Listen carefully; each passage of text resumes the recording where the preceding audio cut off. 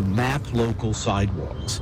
The aim is to help people with special mobility needs to get around safely.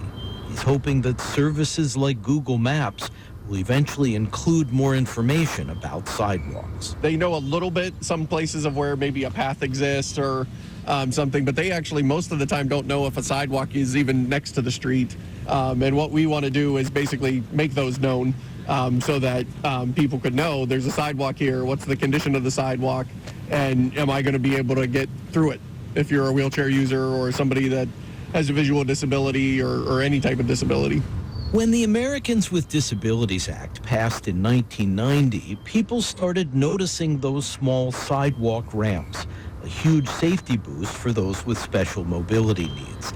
But if the ramp is too high off the street, it can be hazardous. You have less traction, you know, the chair can kind of tip over or slide. It's just a very, very dangerous situation to try to go over something like this. The Disabilities Act requires the height of a sidewalk ramp be less than 1/4 of an inch off the street. This one in Bakery Square is about 2 inches high. A similar effort to Duval's is underway at the University of Washington, where Professor John Freilich leads Project Sidewalk. To date, they have mapped over 1,100 miles in Seattle. 30.6 million U.S. adults have a mobility impairment. About half of these have to use some kind of mobility aid like a cane, a walker, or a wheelchair. And with our aging U.S. population, this is only expected to rise. So despite this growing need, cities remain inaccessible. Ensuring passable sidewalks has been the subject of considerable litigation involving municipalities across the country. Attorney Linda Dardarian in Oakland, California, calls accessibility of sidewalks a fundamental civil right. It's not just for access for people with disabilities, it benefits the entire community. Parents who have children in strollers, people who have balance issues. It's better for everybody to have accessible sidewalks. Upgrading sidewalks and ramps can mean a substantial investment for cities and towns. The recently signed Infrastructure and Jobs Act, totaling $1.2 trillion, could help. But municipalities will have leeway in how the money is spent. Still, in some cases, federal infrastructure dollars must cover maintenance of sidewalks. I think a big part of it is education for the departments of public works and the mayors to know and appreciate and understand that this is something they have to do. When they are repaving a roadway, they need to fix the curb ramps. That will require the political will to implement accommodations for the growing population of Americans with special needs. And John Duval in Pittsburgh envisions local people everywhere with disabilities joining in the data collection to put sidewalks on the map. For Here and Now, I'm David Freudberg.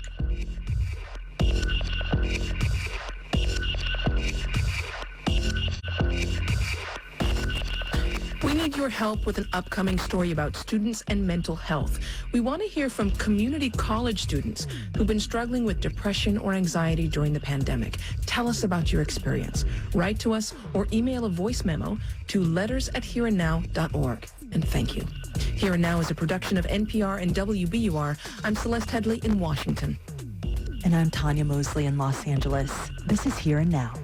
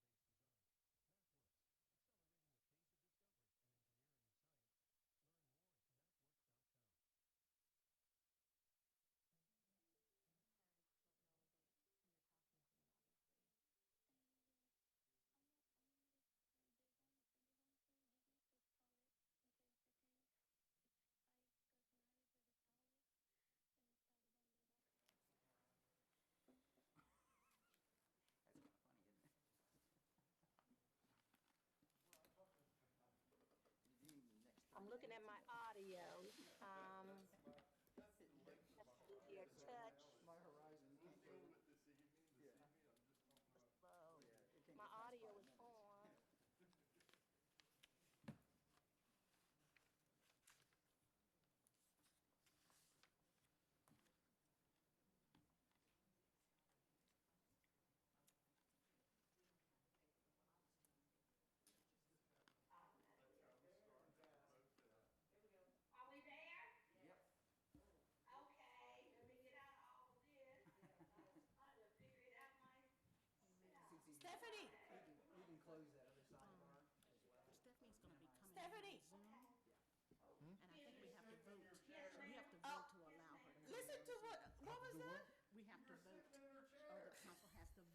No, it's not.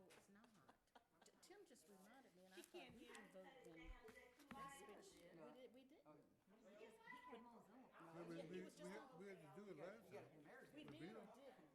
this speech. We didn't.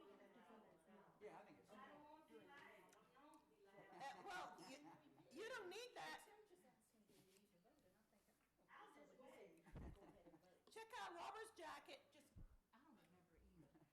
Go ahead and just allow it. When you say roll call, we're gonna. I know that when we do commission meetings and somebody comes in virtually, we have to approve them. Yes. That's what you do the very first part.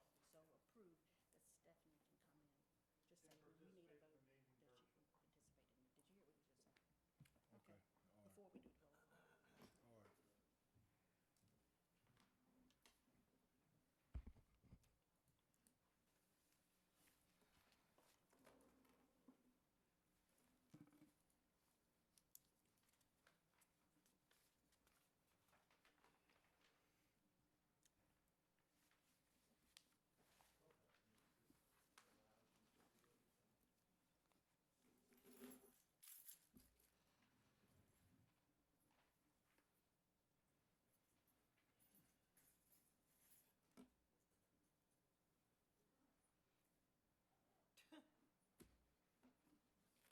Before we do the roll call.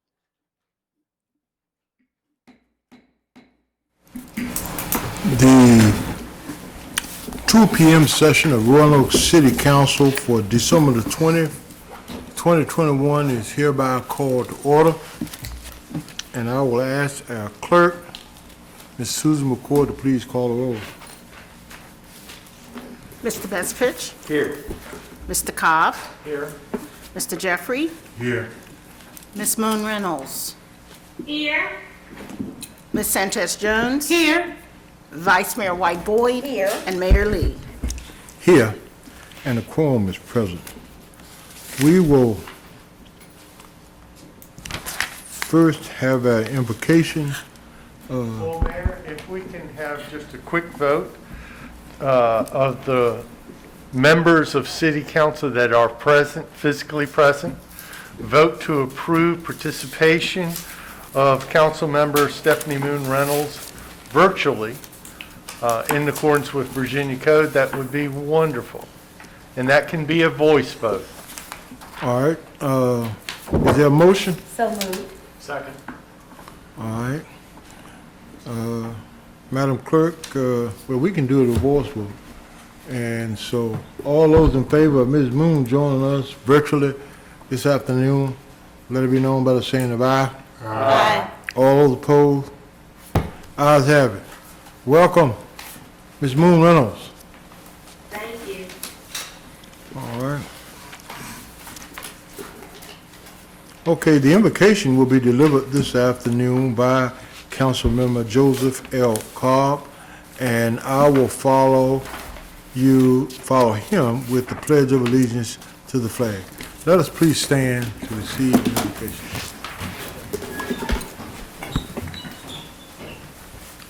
Spirit of love, we pause near the end of a year that has been utterly wild, curiously complex, and profoundly hopeful, to give thanks for everyone who has and is making a difference. For the citizens of our city who are creative and resilient, for our Mayor Sherman, our Vice Mayor Trish, our council members Vivian, Bill, Stephanie, Robert, and Joe, who have answered the call to serve with a deep love and devotion for our city, and a humble, courageous wisdom in seeking what is best for all of us. For our city manager, Bob, and all of our city employees who tirelessly devote their energy to keeping our city vibrant, safe, and healthy. For our city clerk, Susie, and all of our clerks who keep City Council humming. For our city attorney, Tim, and our legal team who guide with wisdom. For our city auditor, Drew, and our employees who keep us careful and sure. If there were opportunity to call everyone by name, including those who have gone before us, leaving a legacy of love and grace, and those who inspire us to always be our best, the chimes would ring loudly every moment of every day. So in the meantime, as we go about our days, may we remember to be kind, May we remember to do good, and may we remember to love in all ways and always. Amen. I pledge allegiance to the flag of the United States of America and to the republic for which it stands, one nation, under God, indivisible, with liberty and justice for all.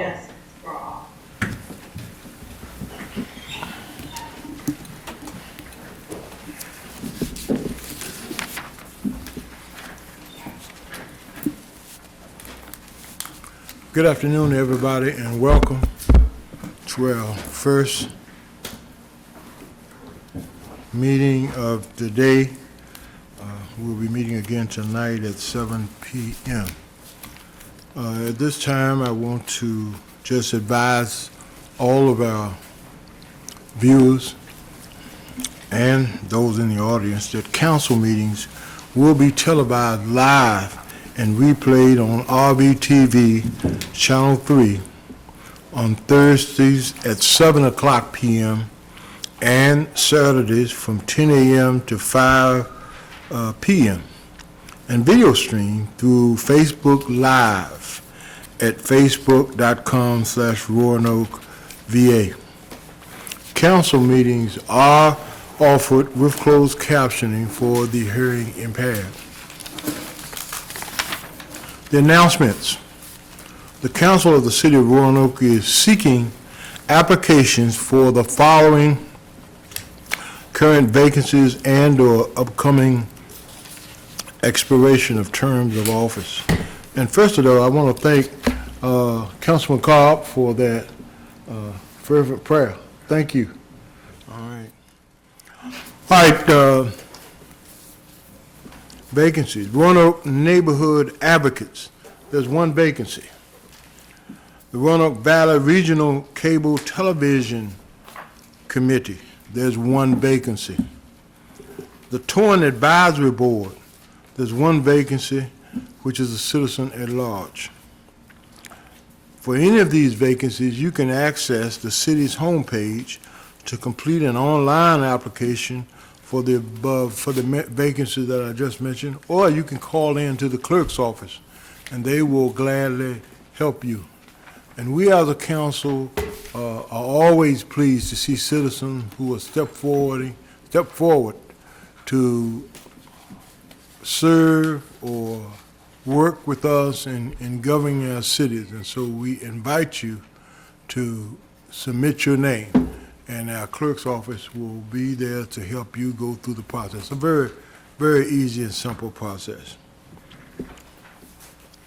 All right, item number 2 is presentations and acknowledgements. We have none this afternoon. Item number 3 is the hearing of citizens upon public matters. And City Council sets this time as a priority for citizens to be heard.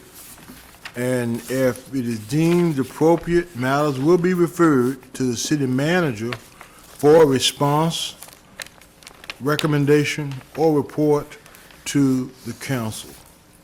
Madam Clerk, do we have any speakers that have signed up this afternoon? No speakers this afternoon.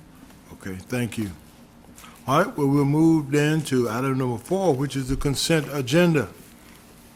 All matters listed under the consent agenda are considered to be routine by members of City Council and will be enacted by one motion. There will be no separate discussion of the items. If discussion is desired, the item will be removed from the council's agenda and considered separately. I now need a motion to approve the consent agenda. So moved. Second. Thank you. Madam Clerk, would you please call the roll? Mr. Bestford. Aye. Mr. Cobb. Aye. Mr. Jeffrey. Aye. Ms. Moon Reynolds. Aye. Ms. Sanchez Jones. Aye. Vice Mayor White Boyd. Aye. And Mayor Lee. Aye. And the consent agenda is approved. Thank you. We now move to the regular agenda. Item number 5 is public hearings. We have none this afternoon. Item number 6 is petitions and communications. There's a presentation by Fatherhood Encouragement Project to introduce the organization and share activities and initiatives. Matt Hogan, Mac, are you here? Okay, is the spokesperson, and this is sponsored by the mayor and Councilmember Moon Reynolds. So, Matt, we're allowing you 10 minutes to come and share with us this afternoon.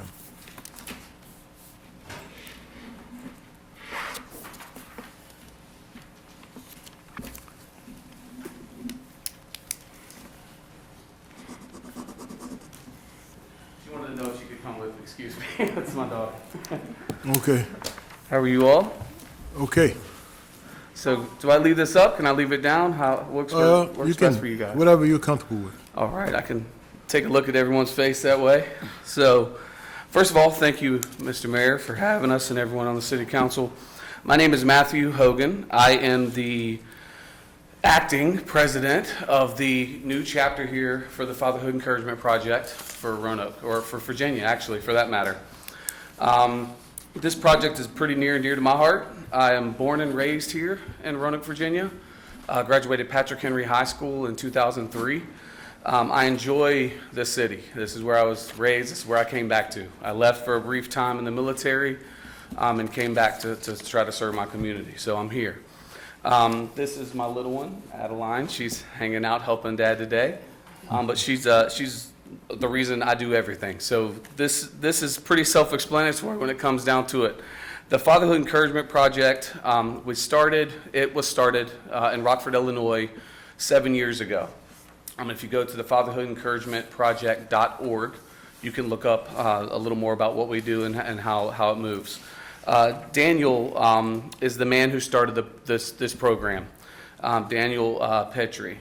And he started this because he was in and out of foster homes and didn't have a good eye on a good father figure. And I know that growing up, we related to that. I can relate to that. I know that the city has many issues with that, just because I grew up in the city. A lot of my friends' dads were not in the picture or they were incarcerated. And so I know what that meant for us. So it meant a lot to me to be able to try to attach to that. He'd been there, like I said, for 7 years. I reached out over social media through a mixed martial artist friend that we had in common, who was a big pro mixed martial artist and on TV and on the big spectrum. And I reached out to him because I believed in what he was doing and I wanted to bring it here. The reason that we want to bring it here is because after digging deeper into more of what they do, I know that it's not just something that is a want, it's an actual need for the city. I sit on a few boards. I sit on the Kirk Family YMCA board, on the Miss Virginia Organization board. I know a bunch of my guys who I've brought, and girls, who I brought onto the board for this specific project, are from here. They're local guys, Chris Ward being one of them. He's an author. He's a local guy here in town.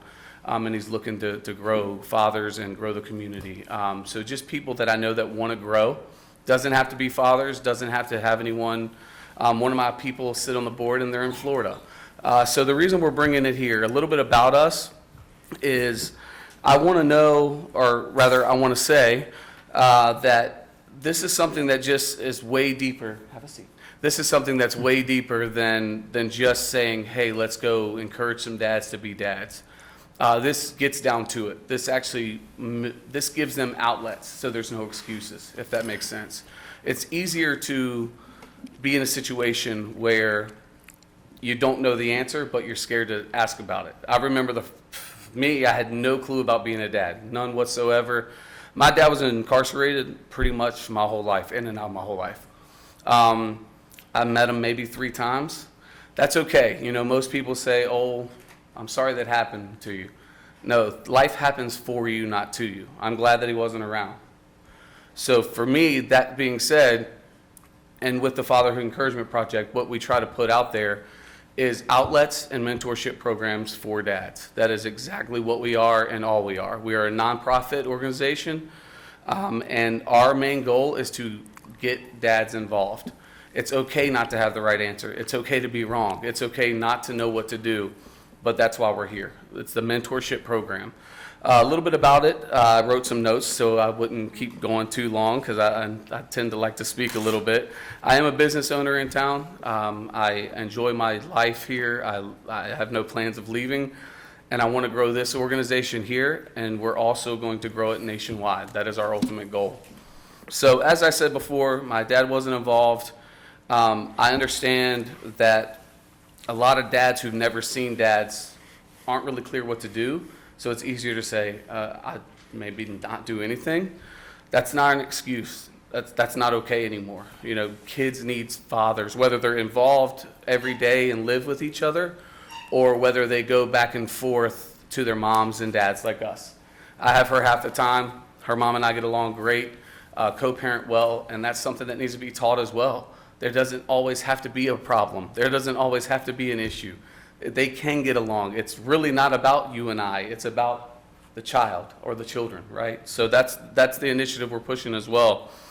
So, you know, we have, Rockford, Illinois, they have, the ultimate goal and the mission is to create opportunities for fathers to have bonding experiences. So we're going to do a lot of events. I'll bring those up in a second. Stronger fathers, stronger families, stronger communities is kind of our mission. And I think that goes really well with what Roanoke City is doing and what has been going on in the city. We want the initiative. We want the violence to stop. We want the gangs to stop. We want things in our city to slow down. And we want men to be men and step up and teach leadership. I think that's important on all levels. It doesn't matter to me. Like I said, I went to Patrick Henry High School. I don't care the color of people's skins. I don't care any of that. I don't care. I care if you're a good person. I care if you're a good human, if you treat people well. Who do you give back to? What do you do? That's what's important to me. So for me to try to pass that on to her, there's so many funny dad stories. As I said, so many funny dad stories, specifically from teaching inclusion to teaching, you know, actually just making the wrong move. Putting a diaper on wrong for the first time. Yeah, I probably did that for sure. To, you know, bring the wrong baby doll to the wrong party. That's another good story. I, you know, went to the wrong party. Well, I went to the right party, but it was for the wrong kid, so I bought for the wrong kid. But it turned out it was a beautiful example of how we can teach inclusion. So those are types of things that it's okay to do as a dad. As I said, stronger families, stronger fathers, stronger families, stronger communities. The events that we put on, so as of now, they've been going strong for 7 years. We are the first and only chapter they've opened since inception. And they have, including myself, we have helped over 8,000 families through this program. And so some of the things that we do are Christmas with superheroes. We just did that recently on a very short time frame notice because we got the approval for the nonprofit on a very short time frame notice. Our goal was 100 kids. We had the rescue mission that we were trying to get the kids from. And then they had an emergency with medical and COVID and outbreaks. So then we were down to 0. So we're trying to put on this program, give some kids things away. And then in one day, the community came together. We had 40 kids we gave Christmas to and had funding except for $100, maybe $160 total in one day. And that was for 40 kids to have a Christmas. So we dressed up like superheroes. This is just a small portion. Sorry, my printer was acting a little up on me. We dressed up like superheroes. We were at the Kirk Family YMCA, which Dominic Ford's back there, and he was a big instrument for this. He works there, and he also is on our board for the Fatherhood Encouragement Project. But we were able to give 40 kids Christmas. That's something to it. I mean, I remember growing up not having, because I didn't have that program. I remember my mom being, you know what, it's okay, it's fine. But because of this, I was able, what were you? Not Superwoman, what were you? Wonder Woman, sorry, I couldn't think of the name. She was Wonder Woman, and part of her job was helping us give out gifts and being one of the superheroes. And I was Captain America, and we had a Spider-Man and a few others. So the dads dress up once a year to do this Christmas with superheroes. Our goal next year, because we actually have a full year, is I want well over 100 children. And we give $50 per child, and we send out a wish list. It's all organized and done through us. But that needs funding. You know, that needs support. And we didn't have a lot of time to do it this year, but this upcoming year we will. The next thing we do is breakfast and blankets. When we say we're teaching leaders, that's what we're trying to do. So so for her to be able to understand Christmas and giving, she has to understand what it's not to have, you know, not like to have things, right? So her to see that and her to understand, like, oh, wow, it's okay to give back. It's okay. And some people don't have that. That meant a lot to me as a dad, because that's what I want her to understand is, yeah, she has it, but because I didn't, because I worked really hard to try to get that, and we need to help others who don't have. So that was good for her to be a part of that, and that was something that she really was big on helping with. Breakfast and blankets, kind of the same thing. We get a lot of donations for winter apparel for the community and for the homeless community, and we're going to serve at the rescue mission. And when we give blankets is the number one thing that we're told that is taken, because you don't want to carry your blanket around all day. So we're doing breakfast and blankets in November. That's when we usually do it. We missed this first year, but next year we will. A couple of the other events that we do, excuse me for the tear of the paper, is of course the Fatherhood mentorship programs. We're doing everything from teaching CPR, infant CPR, children's CPR, and on to the YMCA is going to do something with us as far as teaching, you know, dads and children to swim. That's important, especially in our community. Making sure everybody can swim and be safe and things like that. We do credit building. We want to break the cycles. We want to teach them. We have a lender that's been doing it for 15 years. He's on my board. His name's Melvin. He's going to teach credit building. And part of the program and what I want to imply here is I'm in real estate. I own a real estate company and a team here. And what I want to do is be able to, for the program, to give the fathers who have went through it the down payment on their first house if they've been through our program. I think that's important to help give back as long as they're volunteering and doing things in our program. Once a month, we let the fathers pick out a community service that we're all going to do together as fathers and the children, not just the dads, not just the kids, but we're doing it together. So we're building team bonding, you know, we're building the bond, building the leadership aspect, and also giving back to our community. And that's, I think we have to teach our children that. If it just stops with our kids, who's going to take it over, you know? So that's what we're teaching. That's part of our program. Excuse me again, sorry. We have something called the Hill Project. The Hill Project, so just so we're clear, this is not just for fathers. Okay, so a lot of what we do and a lot of who we help is through the Hill Project. It's Hope, Excel, Affirm, and Lead. And that's children without fathers. That's us mentoring them, teaching them, and letting them be with us through all these events and through all these community events that we're doing. So we're teaching them inclusion. We're teaching them that, hey, it's okay, they're not here right now, but that's all right. We're going to make it happen. Along with this, we're going to attach to my friend, like I said, Mr. Ward, Chris Ward, with a Reentry Program for people who have been incarcerated and coming back into life. They can't just jump in their kid's life. It doesn't work like that. I know of it.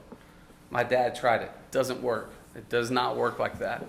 So we're going to teach them coping mechanisms, how to re-enter their life of their child that maybe they were gone for a year, maybe they're gone 10. So we're teaching them right things to do, how to bond. You can't jump in and say, hey, best friend. It doesn't work like that. So we're teaching all of that, trying to include all that, and teaching the kids. You know, part of it is learning from the kids and the parents, but we're really big advocates on respect, teaching them to respect each other and teaching them how to respect their parents, because I think that's a lost art now, and teaching them how to be a part of society and to be active and proactive, not just reactive to whatever goes on around us. We got to do something about it. That's our main goal so far. So I know it's a lot all at once. Like I said, we are a nonprofit. That's just a touch of what we're trying to do. We are trying to give a 4-year scholarship away to one girl and one boy a year. That's our 3rd-year goal. We are going in this first year. By the 3rd year, I think we can do it by the 2nd, but by the 3rd year, I'd like to be able to give a scholarship away to each. They have to meet the criteria of the universities, of course. We do offer mentorships for the children in school, and we're looking to try to offer some type of program for GEDs and for the fathers and things like that to get their education and to get their GEDs. That's something that we're currently looking into as well.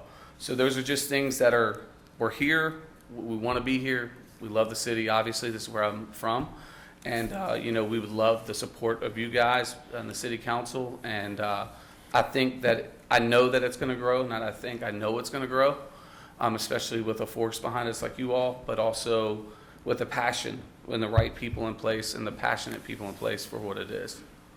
I do thank you guys. If you have any questions about it, please ask. I know it's new. New things are kind of scary sometimes, but they're exciting as well. Matt, let me thank you. I think it's a worthwhile initiative that's sorely needed in our communities. And I'll go to my colleagues on council if they have any comments, but I want to start with Ms. Moon Reynolds, who's one of the sponsors, to see if she has any comments or questions. Thank you, Mr. Mayor. I did have a couple of questions with regards to the program, or the project rather. Where do you receive your funding from? So we are 100%, we're 501c3, 100% nonprofit, so it is donations. We do have a Virginia secured link that is through Rockford, Illinois. Daniel had set that up through the I want to say LLC, but through the nonprofit organization. So he has set that up. It is directly linked to the Virginia. So it's directly linked to us. So when someone clicks on that, we're able to track and see who does what.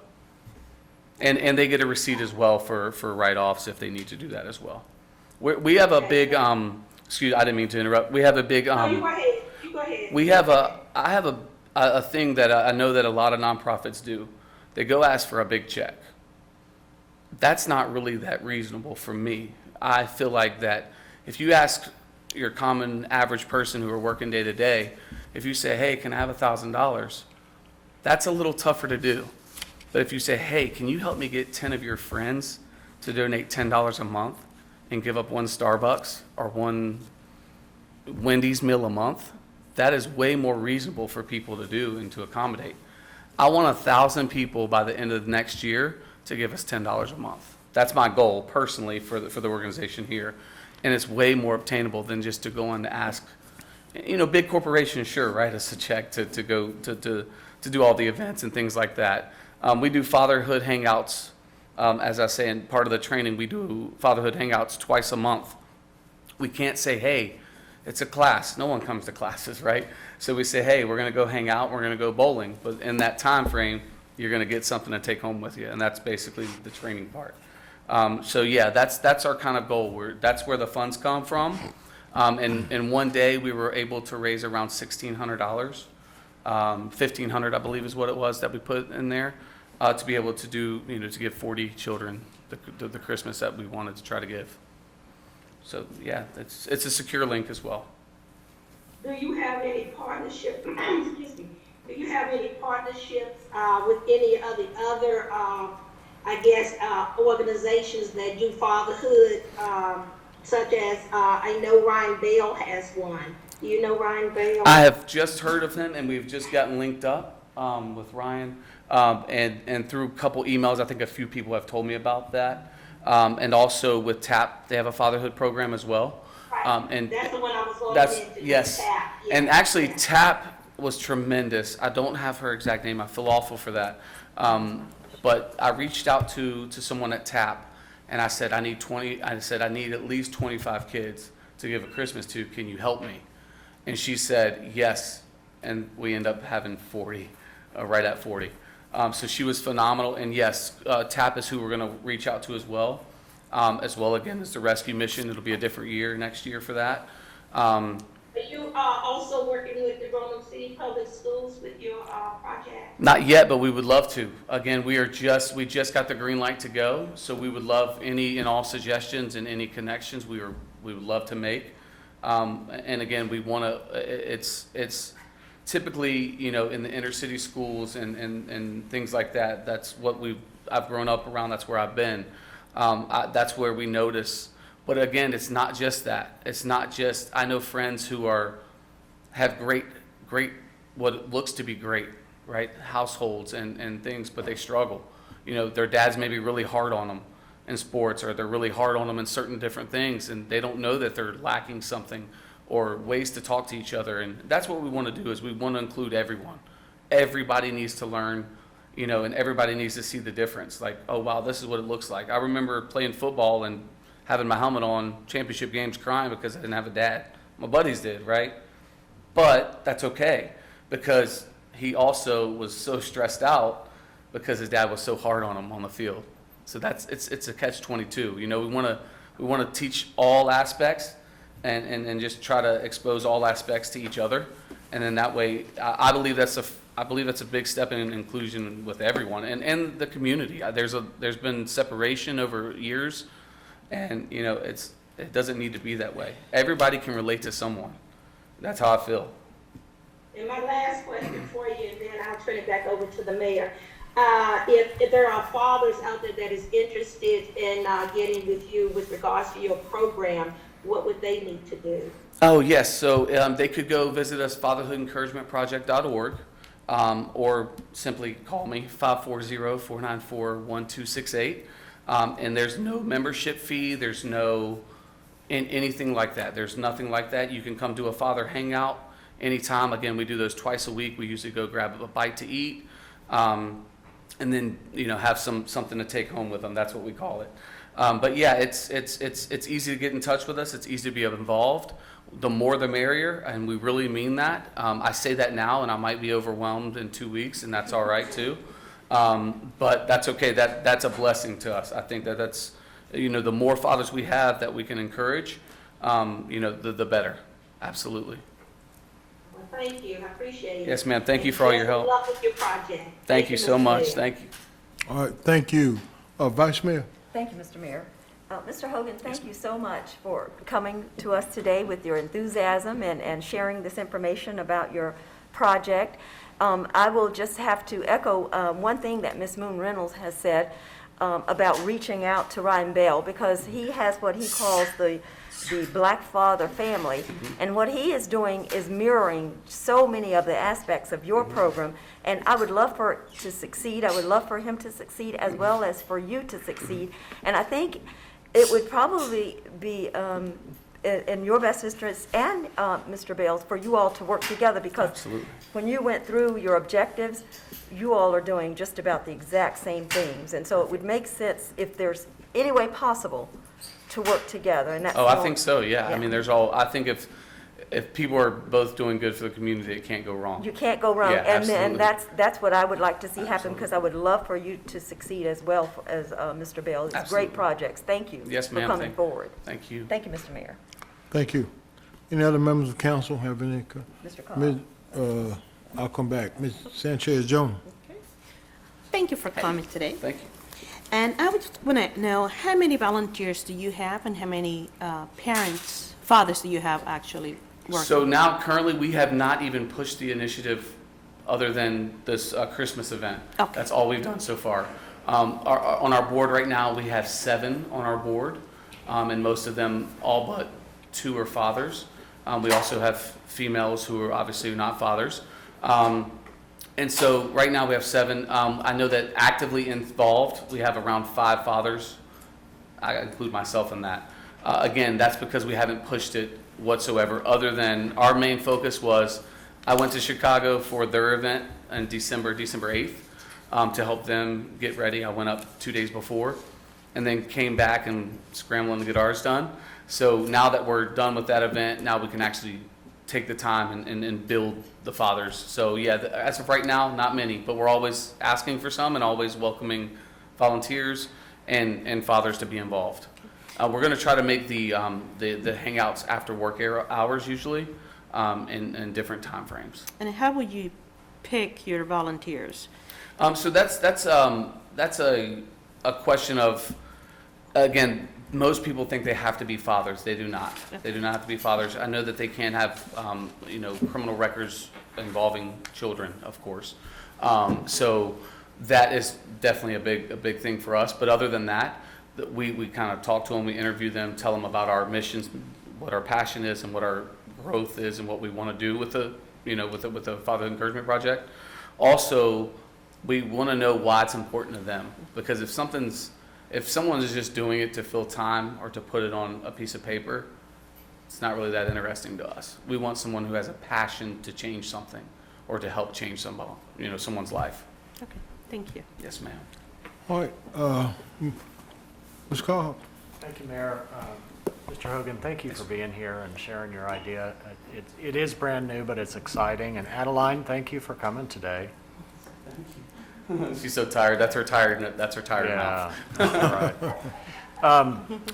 Right. I was glad to hear, first of all, I want to thank you for sharing your story, because I think that conveyed to us why this is so important to you, not just because you're a dad, but because of what you've experienced growing up and the adversity you experienced, and how you're taking that adversity and doing something really powerful and transformative with it. So thank you for your vulnerability and sharing that part of your story and in launching this. And I just wanted to say I'm glad to hear that you're connected with Chris Ward in the Reentry Program through Goodwill. We have a number of, TAP has Virginia Cares. There are numerous reentry programs, and I think to find ways to, when it's possible, to keep those connections with dads, parents who are incarcerated, but even when it's not, to remind the children, the families, that they're important, and that relationships and mentoring can happen in a lot of different ways. So I just really commend you for that, and thank you for being here today. Yeah, we want to break cycles. Just because you didn't have a dad or it wasn't a good situation, that doesn't mean it doesn't have to be that way for you. That's the only thing that matters. She's my why. Everybody has to have a why. She's my why. She's why I work so hard, why I'm up opening the door in the office and don't even have to be there some days, and that's just how it is. I appreciate that. Thank you. Any other comments? Thank you, man. I appreciate that, and we look forward to working with you in the capacity. Absolutely. You guys will be the first to know. We'll do a lot of community events. We're going to do cleaning block parties, and you guys will be the first to know. Please let us know. Thank you. Thank you so much. Okay. Merry Christmas. Merry Christmas to you all. Thank you so much. Make sure I'm not taking what's not mine, right? Don't do that. We'll have to come get you. Yeah, he'll come get me now. I know. I met you once before with the Miss America that came in. I was her security. Oh, yeah. That's why I met you. I was like, yeah, okay. He's like, you come back anytime. Well, I'm here on a different reason. So here we are. All right. It's good to see you again. Thank you. Thank you, guys. Thank you. All right. We're going to receive and file those remarks, and hopefully we'll be hearing some more from Matt and his Fatherhood Encouragement Project. All right. Item number 6B is an update on activities of the Roanoke Valley Greenway Commission. Frank McGuire. Frank is here, and he's the Roanoke Valley Greenway Coordinator, and this is sponsored by our city manager. And Frank, welcome. And we have a lot of 10 minutes for you if you need them, and so again, welcome. Thank you, Mr. Mayor. Let me just get this started. And thank you very much for the introduction. Part of my reason for being here today, Mr. Mayor, Madam Vice Mayor, members of council, is to thank you for your ongoing support and leadership in the Greenway Commission. Greenway Commission celebrated 25 years just this year, and really is going great guns. And I started in this position just in August, so I'm very much the new kid on the block talking to everybody else who knows way more than me about this. So I started this position at the end of August, had the lovely opportunity to appear in the Roanoke Times very early and make a complete geographical gaffe by suggesting we would get to With, which I'm not even sure where that is in Virginia. So as way of background, again, my name is Frank McGuire. I came to Roanoke in August from Pennsylvania. I lived in State College, Pennsylvania, where I worked for the Pennsylvania Environmental Council. I was their program director for trails and outdoor recreation statewide, where pretty much what I did was I worked with communities all around the state of Pennsylvania, helping them realize their regional trail dreams. Pennsylvania is a big trail state. Primarily what we've done is because of industry that has gone away, we're reconnecting towns by the railroads that belonged there. But when I looked at what has gone on in Roanoke, and I had experience actually working in trails in Roanoke about a decade ago, I worked for the International Mountain Bicycling Association, actually helped the chapter of the Roanoke chapter of the International Mountain Bicycling Association be formed, and that worked towards making this a destination ride center. So I knew what was possible here in the community, and so I'm very excited to see how this has all evolved and to be a part of it going into the future. I'm here today to sort of give you an overview of what's been happening within the Greenways, and as a way of introduction, show some of the work that I did in Pennsylvania, looking at how trails and communities were impacted by COVID and what that lesson is here for Roanoke, and then I'll get into some of the projects that happened in 2021 here in the Valley. So, after 2020, everybody was ready to restart. We learned a lot of lessons, but we're still in the pandemic, and it is still affecting us, and it's still changing the ways in which we all interact. So when I was at the Pennsylvania Environmental Council, we did two studies, surveys and studies. One was immediately in March and April of 2020.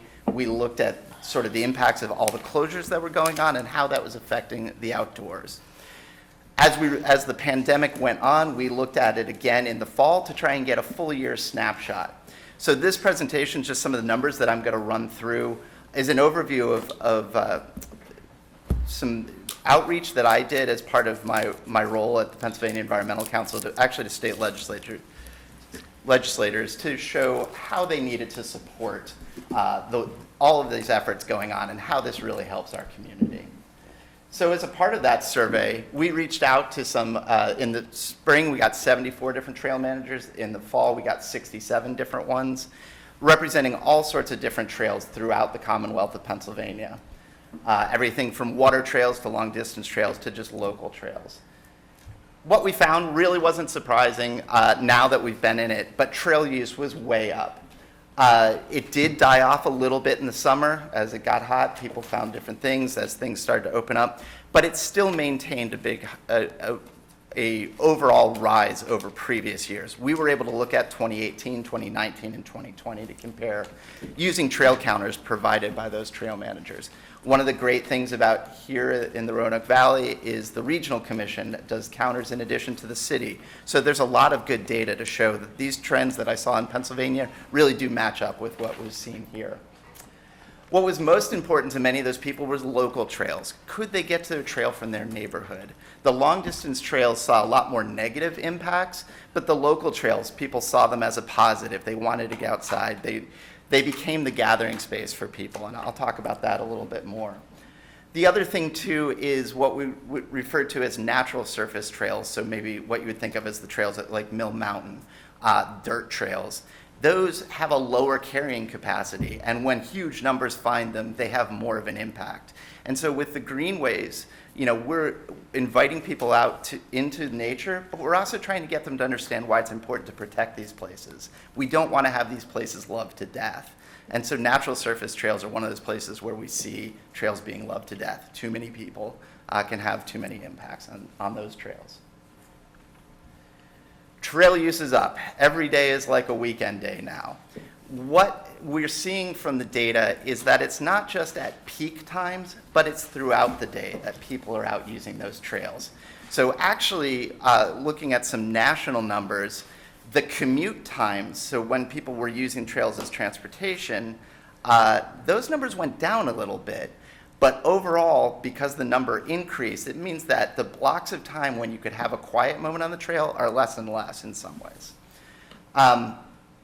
We also know that, looking at some national numbers, particularly around bicycle use, they say over half of the people that bought bikes last year were either new to it or returning from many years off. And I'll also get into what that kind of impact that has on our trails in a moment. So we can talk about numbers, and one of my favorite quotes about statistics is you torture any number long enough and it'll tell you whatever you want.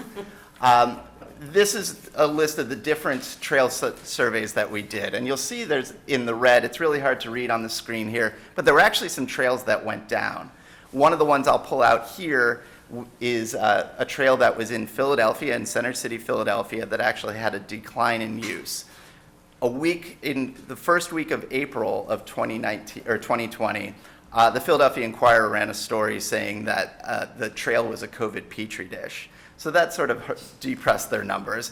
But also City Council in Philadelphia, much like you all did here with opening Wiley Drive to spread people out and closing it off to car traffic, they did the same thing with MLK Drive in Philadelphia. So the trail counters that were set up on the trail, they showed a decrease, but anecdotally everybody was saying there were still people out there using those trails. And that's kind of what you see, is that when some place becomes too popular, there's a relief valve somewhere else that you don't expect it, and maybe the trail counters don't catch those numbers. So this is sort of the curve that we saw. I mentioned earlier that, or in my slide, it said that trail use overall was up 17%. That tracks pretty well with what the Regional Commission is showing. It's consistent, and what really is important is that even though it went up, it didn't return to pre-pandemic numbers. The numbers still stay up, and I think you can go out and see that for yourselves. So it's not just the users on the trails that are having an impact, though. It's also an impact on the infrastructure. And so if you're planning everybody to enter into the trail in one place, those places get overwhelmed. And so going forward, we need to think about these things, about where are those relief valves, and how do we plan for those places that people are going to go to access? If everybody is going to Bennington Road Trailhead and it only has room for 12 cars, that gets overwhelmed pretty quickly if everybody needs to be outside suddenly. So with the Greenway Commission, these are the kinds of things we'll be working with the planners in the city to look at, and how best we can handle those things and maybe give people options somewhere else. Something else that we also noticed is what we call the Instagram effect, social media's effect on the trails. So suddenly one great picture will drive a lot of people to one spot, the photogenic photo in the morning. I think around here, the McAfee's Knob issue that we have out in Roanoke County, where that parking lot gets overwhelmed and people start getting towed and they don't know where their car is after they've been out hiking for 5 hours. That's how do we deal with it, and how do we plan for it, and trying to stay one step ahead of these impacts. The other thing, too, that happened is with the cancellation of organized events, through social media, people started to organize non-organized events. And just saying, hey, show up at this time and be there, and suddenly you've got several hundred people in a location that doesn't have room for that. Trying to monitor that as trail managers and plan for it and figure out who the ringleaders are and encourage them to approach things in a different way is very important. And we've all seen sort of the outreach that's happened, because certain things were canceled, people going out and doing altruistic things on their own for their community. That's how social media has really played a role in our lives, and how we want to keep emphasizing that it can be used for good. And so whether it's the fundraisers to offset the events that didn't happen, or it's just telling those individual stories and how they're affected by things, this is how we're seeing social media used. So. And lastly, as I mentioned, if half the people were just finding our trails because they just bought a bike, they needed to be outside. The other thing that we saw was a change in demographics, meaning the age range and the size of the groups of people that were out there. How do we continue to make it welcoming for everyone in our community? Many times as trail people will use something called the leave no trace principle. But those are really focused on backcountry ethics, meaning how do you clean up a campfire when you're camping in the national forest? How do you pack in, pack out? What is the message today for these trails that are running through our community? Where somebody doesn't understand that there's not going to be public works people walking behind them to clean up after them, and how do they engage with that? And how do they report also things that have gone wrong, and not just assume somebody else will figure it out? We have to also be pretty welcoming in the way we bring people in.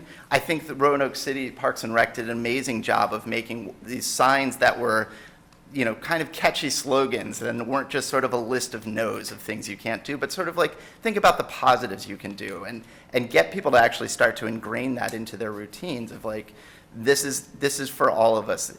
Everybody is here because they want to be here, and how do we make it that them have a good experience when they're out here? So the creativity that I saw on the signage and with Parks and Rec is great, and I'll tell you that I had a meeting with the police chief and the assistant police chief in Salem, and they were talking about the signage plan and how they could import it to Salem. So you've made your mark. With that, I want to move into sort of the projects that have happened here on the greenways and just do a short recap of things that have happened. Again, I arrived August 30th was my first day on the job, so some of these events happened well before me.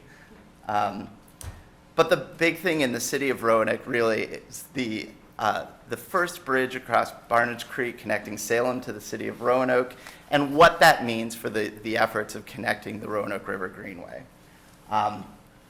It was a heavy lift. There still is one heavy lift remaining, but projects like this build the momentum to move things forward. And as I mentioned, coming out of Pennsylvania, what we saw is that the local trails, the more people are able to get there from close to their home, that it's not a burden to get there, the more likely they're to use it, the more likely they are to value it, see it as a community resource. So kudos to all of you for helping move that forward and to keep moving forward the completion of the Roanoke River Greenway. In the town of Vinton, the Glade Creek Greenway Phase 2, and so this essentially parallels Lick Run just over the town line there. That is going to continue and build out the network.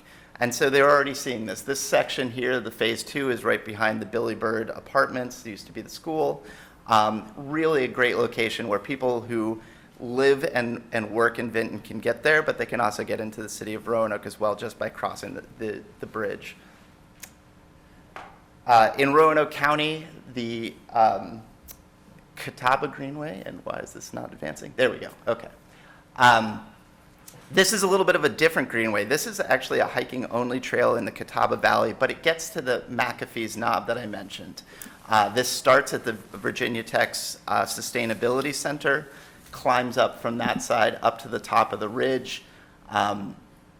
Really a great addition. It relieves some of the pressure on that parking lot at the top of 311.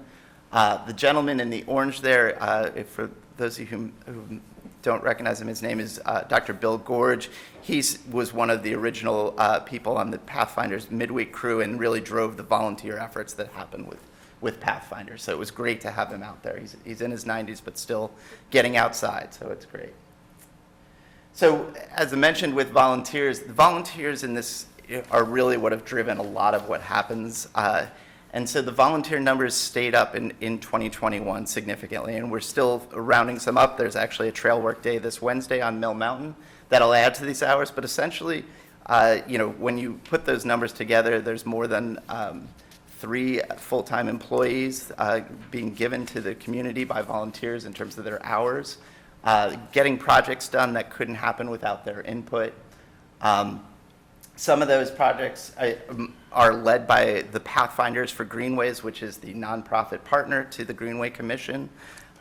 They've been doing a lot of work behind the scenes, the Pathfinders have. What they often do is raise the funds to be the first dollars in on projects and kind of smooth the way for the grant funds that come later. So able to get some engineering done, to acquire some right-of-ways, maybe even do some outright purchases. So the Greenways, Pathfinders for Greenways continue to go strong. They're doing a lot on the back end to become a stronger effort as well. But they really lead by many of their volunteer days, which is their calling card that then backs up the fundraising drives that they do. Here in the City of Roanoke, on Public Lands Day, which was September 18th, they started a new trail just off of Fishburne Parkway on Mill Mountain. This is one of the first, it's actually now the second of the Mill Mountain Trails Plan that was completed this year. But 40 volunteers came out and started what will be a great trail leading up to an overlook, a new overlook in Mill Mountain. On the Roanoke River Greenway down at Bennington, there was a stretch that Public Works was going to have repaved, but the volunteers came out to remove 74,000 pounds of invasive species and really daylight that whole area. It accomplishes several things. One, it makes it a more welcoming place. People feel safer to be at that end because it's definitely one of the ends that has less traffic, and so there might be some perceptions of safety. With it opened up like that, people feel more confident to go down there.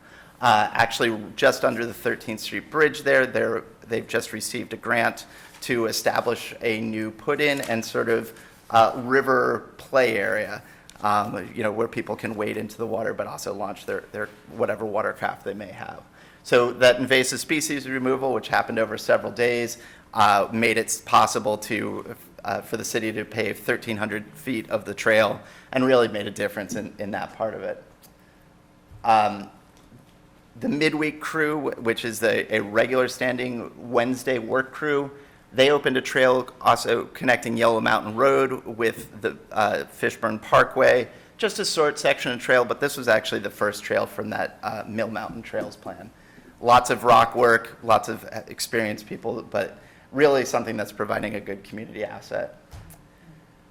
The other crew from Pathfinders is called the Rock and Roll Crew. This is out at Carvin's Cove, another natural surface trail, but this is about a 2.5 mile mountain biking, foot traffic, horse trail that's really moving all of the trails at Carvin's Cove a little bit more towards the boat area, and makes it possible to kind of spread people out. Now more people use that end of the Carvin's Cove area to access the trails, so you don't have overflow parking issues, hopefully cut down on some of the user conflict that can occur.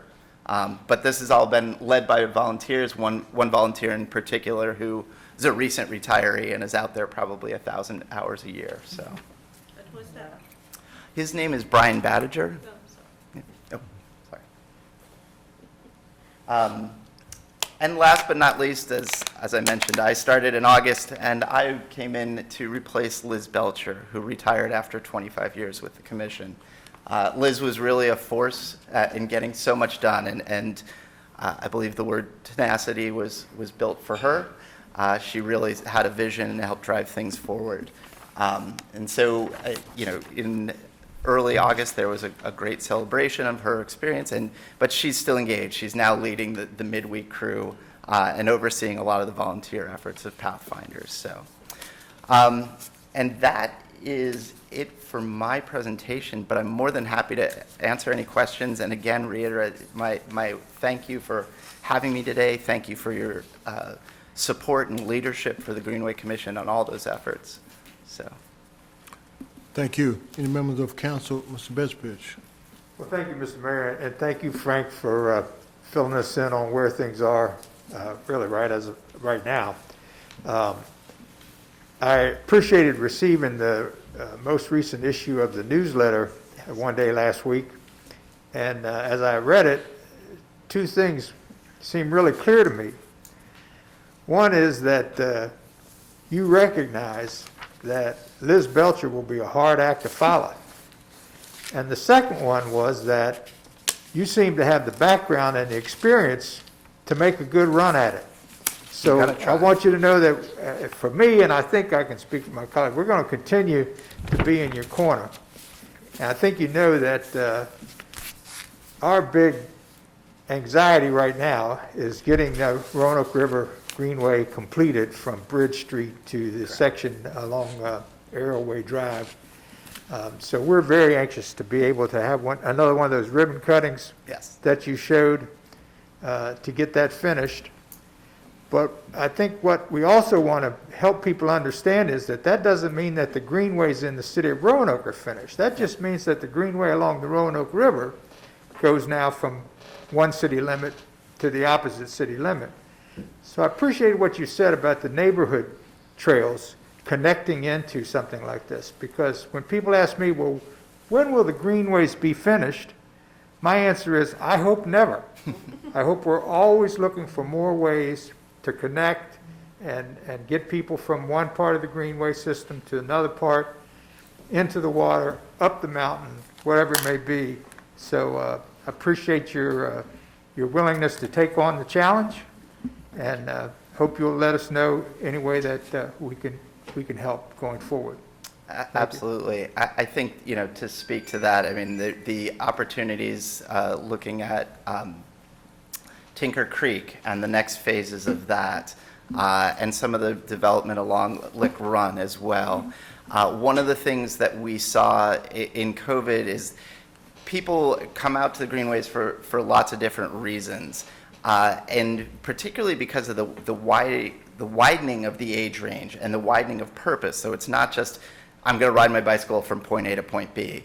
I'm outside to experience that space, to gather with others. It becomes the real public square in these times of, the outside is the place we feel safe. And we need to continue to make that the thing that everyone can feel safe in those places. And so having them see it as a community asset is really what's going to be, and that they see it as part of their neighborhood. Well, I'm doing what I can to raise that age average. Thank you. Thank Mr. you. Mayor. Any other members of council? I think Joe was Let's go. Thank you, Mayor. Thank you, Frank. It's nice to meet you. Yes. Welcome. Bill kind of alluded to one of my questions, which was, we don't really want the Greenway to ever be ended. But I am curious where, as you look at priorities for the coming years, where some of the gaps are, and you talked about like the Lick Run section, Tinker Creek. Are there other priority areas that y'all are looking at that you'd like to see some advancement in, whether it's paving trails or extending them? Because I know altogether there's like a 36-mile loop. Yeah. I will say some of the big opportunities or focus is really outside the city at the moment, and trying to help Salem to continue the Roanoke River Greenway. There's a couple big projects there, and that will really sort of realize the full potential. Because right now, when the city of Roanoke completes the section from Bridge Street on, it kind of ends at Cook Drive. And then you've got some issues to continue it along to get it past Apperson Street. So that's a little bit of a trickier puzzle at the moment. So that is one of my focuses. But that said, the other piece to it too is almost looking back internal and thinking about, there's a lot of people that know how to use the Greenway, and they have their own expectations of like, well, I know how to get there and here and there. And I'll say, when I came to actually interview for the job, I got up early that morning and I went for a ride on the Greenway. And coming through River's Edge Park, there's a spot where the Greenway, there's a bridge to cross the river to get you to the other fields. And I just did that because that was intuitively where I wanted to go. The trail seemed to go that way. And then I got to those fields and I'm like, well, where am I now? The wayfinding, the welcoming piece of it, how are those all connected? And I think that goes a long way to what it is that will really, again, ingrain the Greenways into the community. Those who've been here for a while and seen them unfold, they understand that. They already know the secret handshake. We don't want to make it a secret handshake. We want to make sure the welcome mat is well rolled out. So. Yeah, and that actually is spot on with the second question, and that is, building on the comment you made about Parks and Rec and the creative signage that they've used, and what Councilman Bestpitch said about just having that access to greenways wherever you live, in whether it's the city or the region.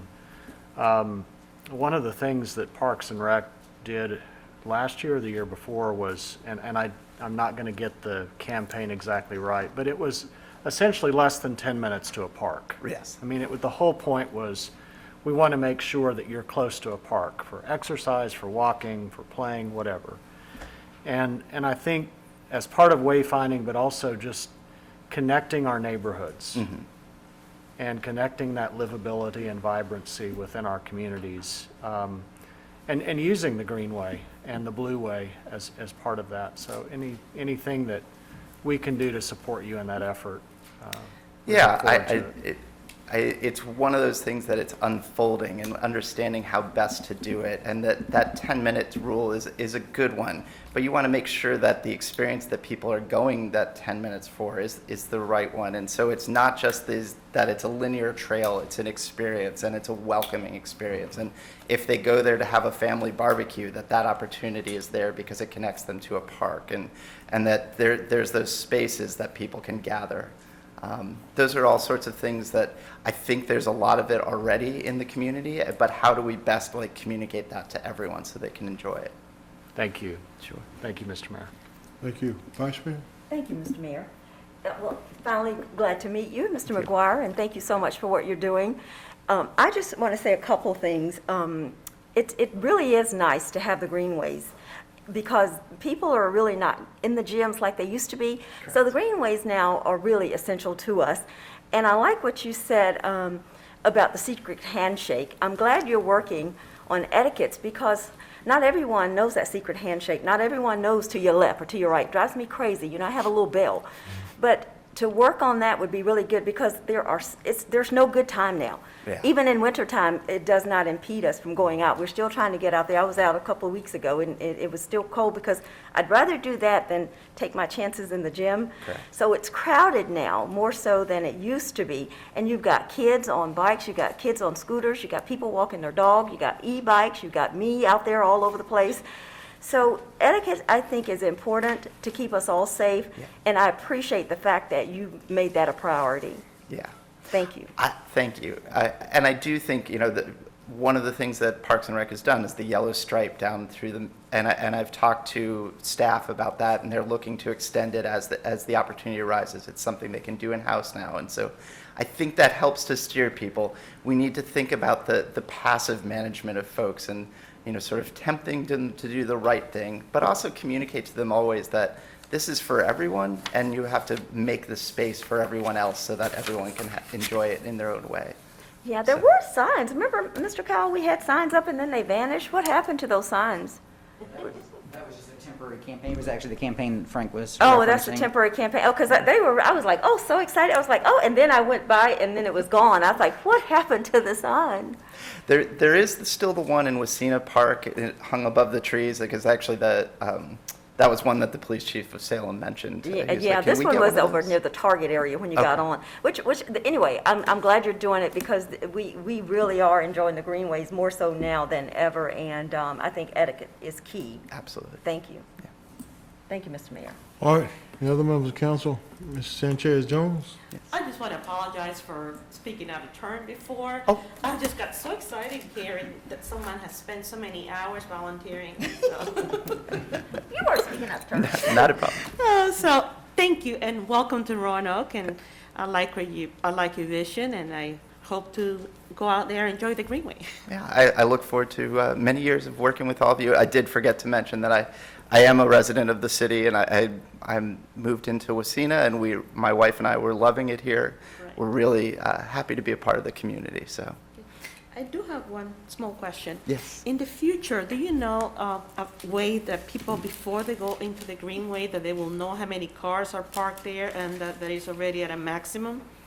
That is a good question. I've seen that done in some places. There's a couple, one, there's just sort of the expense part of it. Right. But there are some interesting solutions out there. But ideally, going back to the whole idea of the neighborhood connectivity and finding your way from your, a great goal would be every doorstep is your trailhead. How is it we can encourage that, so that when people do need to drive for whatever reasons, that there's not overcrowding? Encourage the people that can to get there by other means. So I don't have a ready-made answer for that, but I've seen some creative ones, and I'll bring it up with some relevant people and see if we can scratch our heads together and come up with a solution. Thank you. Sure. Okay. All right. Thank you very much for your time today.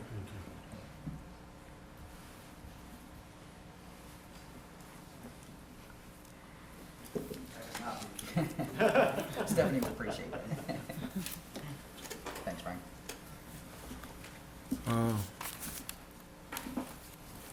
Let's move when I'm failing to look up, I gotta make sure they give you an opportunity. I don't know what you do when you raise your hand. I guess you make some noise or do something up there. But I know you're there. All right, we're now down to item number 7, which is reports of city officers and comments of the city manager. 7A1 is an appointment of Battalion Chief Trevor W. Shannon as the Emergency Management Coordinator for the City of Roanoke Parkway Foundation. There is a resolution. Move the resolution. Second. All right, Madam Clerk, please read the title paragraph. A resolution granting consent to the appointment of an emergency management coordinator for the city of Roanoke, Virginia. All right, any discussion by members of council? Well, it's good to see Chief and Shannon and everybody here. And let me just say it's good to see you again. I want to thank you. It looks like we may need you again. I want you to come by my church, which you volunteered to do in a lot of communities, and talk about ways to be safe during COVID. And like many others, I thought we were done with that, but looks like we're coming back around again. And but I want to thank you for volunteering your services to come out and to do that, and I really appreciate that. It's good to see you again, so thank you for that. And thank the chief and the fire department for emergency management for all that you all do in that regard. All right, if there's no further discussion from members of council, I ask the clerk to call the roll, and then we'll.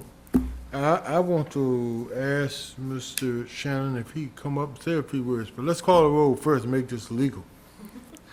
All right. Mr. Bestpitch? Aye. Mr. Cobb? Aye. Mr. Jeffrey? Aye. Miss Moon Reynolds? Aye. Ms. Sanchez Jones? Aye. Vice Mayor White Boyd? Aye. And Mayor Lee. Aye, and the resolution passes. All right. Trevor, come up, man. Let the city see you and the camera and everything.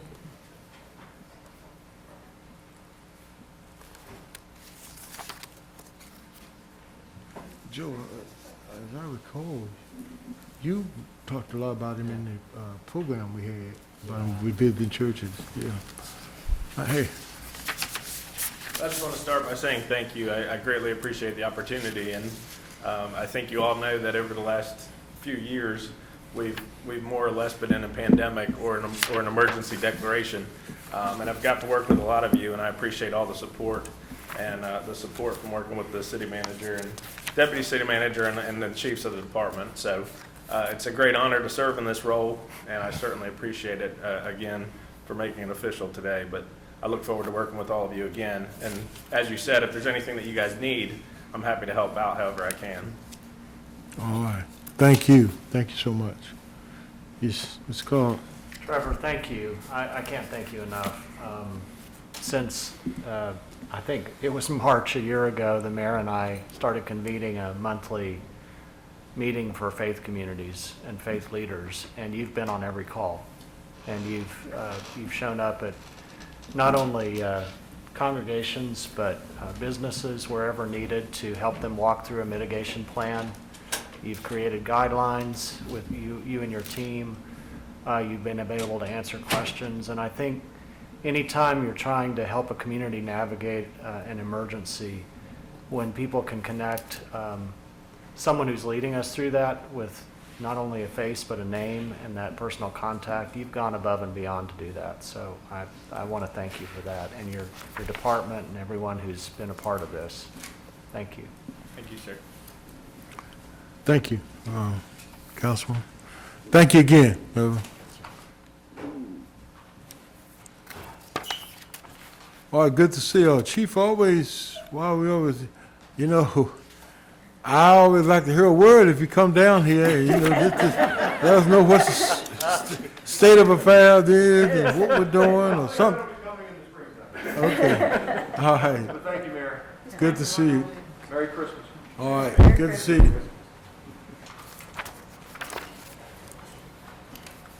All right, item number 7, A2 is the amendment of the FY 2021 asphalt concrete overlays contract between the City of Roanoke and Boxley Materials Company.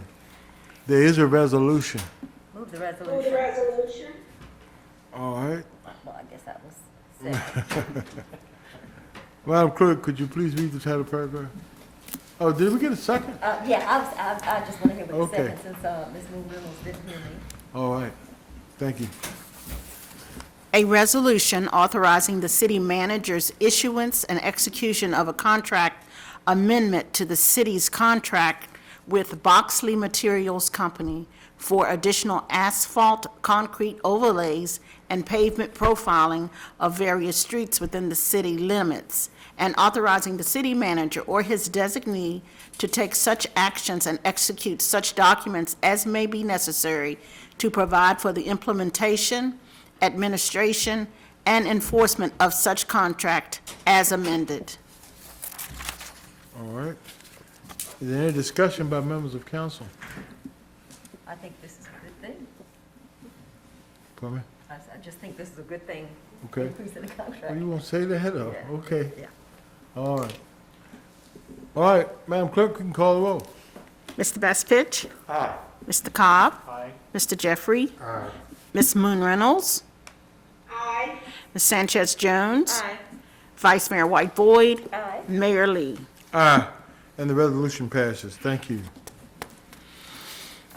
All right, at this time, I'm pleased to recognize our city manager for any comments that he would like to make. Thank you, Mayor and Council. Just a couple of items. One of these you'll be responding to later this evening, but at your 7 o'clock meeting tonight, we will be doing the 2021 Neighborhood Partnership Awards. This is, of course, the opportunity the city takes to recognize neighborhood organizations and individuals who have partnered with the city, the various city departments, schools, nonprofits, businesses, and institutions to continue to make a difference in our community. Again, those folks will be recognized this evening at your meeting, and then, of course, additional information will be put out on social media and others regarding their contributions to the city. So looking forward to that as well. Residents will receive a copy of the solid waste collection and hazardous weather preparation guide in the mail this month. This is an item that we send out to all households each year, which includes information about year-round solid waste collection, including a calendar that shows when trash, recycling, and bulk and brush will be picked up. The guide also informs citizens about snow removal, flood preparedness, and offers emergency contact information as well. There is also a digital copy of the guide posted on the city's website, and that is available in both English and Spanish. So if folks would prefer to access that information, they can do so electronically as well as what they'll receive in the mail. And then I know you all have been made aware of this in a couple of the updates, but want to sort of highlight an event that the Roanoke Park and Recreation Department is hosting. It's actually two events on January 29th. This is a part of our Star City Safe initiative. And one is a 3-on-3 basketball tournament at the Berglund Center. There is also an event of the Battle of the DJs that will actually be at the Eureka Recreation Center. The events are free to the community to participate and attend. And there is registration information available on playroanoke.com. That's again on January 29th as a part of the Star City Safe initiative. So those are the items that I have at the moment. So thank you all very much, and certainly I know we'll say it at the end, but this is my chance to say Merry Christmas, and I hope everybody has a great holiday as well. So thank you, Mayor. Thank you, Ms. Cowell. Let me just say I'm glad to see a usage of the Berglund Center for some basketball. Last year when we had, or maybe not last year, probably in 19, I think we had some issues, not with the center, but the ice and the floor and a lot of that. But I'm glad to see us taking advantage of that. I think a lot of people like to get in and play basketball in the Berglund Center. It has a special meaning to it, as though we're playing in Madison Square Garden. So, you know what I mean by that, man. Playing basketball in the arena, the Civic Center. So that's a good thing. So thank you, Ms. Cowell and Michael Clark with the Recreation Department, and that's going to be pretty interesting. If I didn't have my bad knees, I may try to shoot a couple jump shots out there. All right.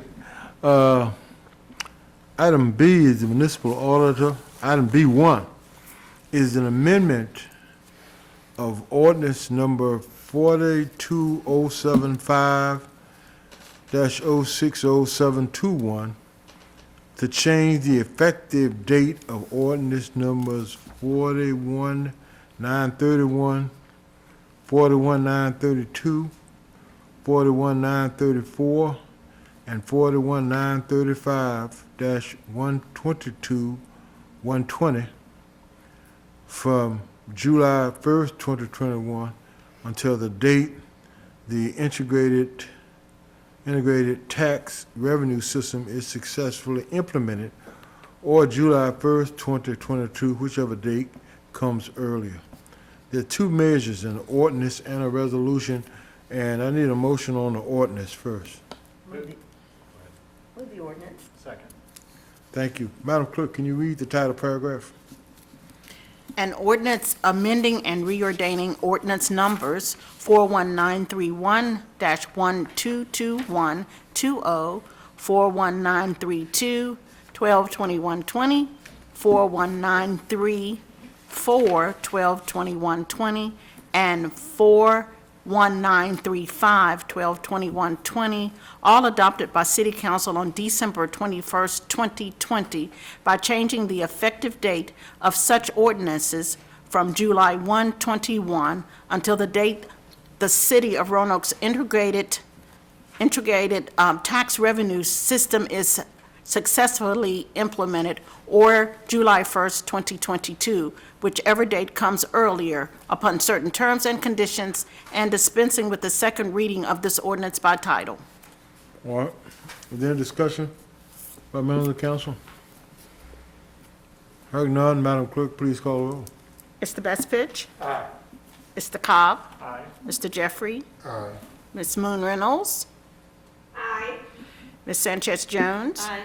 Vice Mayor White Boyd? Aye. And Mayor Lee? Aye. And the ordinance passes. Thank you. We now need a motion on the resolution. Move the resolution. Second. Madam Clerk, can you read the title paragraph? A resolution authorizing the city treasurer to waive interest charges for transient occupancy tax and admission tax, to amend the process for calculating and applying penalties for admissions tax, prepared food and beverage tax, and transient occupancy tax, and to authorize the city treasurer to take such actions as may be necessary to provide for the implementation, administration, and enforcement of this resolution, and providing for an effective date. All right, any discussion by members of council? Seeing or hearing none, Madam Clerk, please call the roll. Mr. Bestfitch? Aye. Mr. Cobb? Aye. Mr. Jeffrey? Aye. Ms. Moon Reynolds? Aye. Ms. Sanchez Jones? Aye. Vice Mayor White Boyd? Aye. And Mayor Lee? Aye. And the resolution passes. Thank you all. All right, item 8 on the agenda is reports of committees. A report of the Roanoke City School Board requesting appropriation of funds for various educational programs, and a report of the city manager recommending that council concur in the request. Donna Caldwell, Director of Accounting, is the spokesperson. There is a budget ordinance. Move the budget ordinance. Second. Madam Clerk, please read the title paragraph. An ordinance to appropriate funding from the Commonwealth federal and private grant for various educational programs, amending and reordaining certain sections of the 2021-2022 school grant fund appropriations, and dispensing with the second reading by title of this ordinance. All right, any discussion among members of council? All right, seeing or hearing none, Madam Clerk, please call the roll. Mr. Bestfitch? Aye. Mr. Cobb? Aye. Mr. Jeffrey? Aye. Ms. Moon Reynolds? Aye. Ms. Sanchez Jones? Aye. Vice Mayor White Boyd? Aye. Mayor Lee? Aye, and the budget ordinance passes. Thank you. All right, 8B is a report of certain authorities, boards, committees, and commissions in which city council serve as liaisons or appointees. So this time I'll ask any member of council if they have any reports or any matter they think we should know. All right. Seeing none. Item number 9 is unfinished business. We have none. Item number 10 is introduction and consideration of ordinances and resolutions. There's a resolution commending the services rendered to the city of Roanoke by Melinda Mayo as communication and media officer on the occasion of her retirement. And there is a resolution. Move the resolution. Second. All right, Madam Clerk, please read the resolution in its entirety. A resolution recognizing and commending the services rendered to the city of Roanoke by Melinda Mayo as its communication and FOIA officer in the Office of the City Manager, Office of Community Engagement, and expressing the gratitude and appreciation of the city and its citizens for her service. Whereas Ms. Mayo will retire from her position with the city as the Communications and FOIA Officer effective December 31st, 2021, after serving the city for 24 years. Whereas Ms. Mayo began serving in the city manager's office as public information specialist in a part-time capacity in 1997 and was elevated to full-time public information specialist in 2001.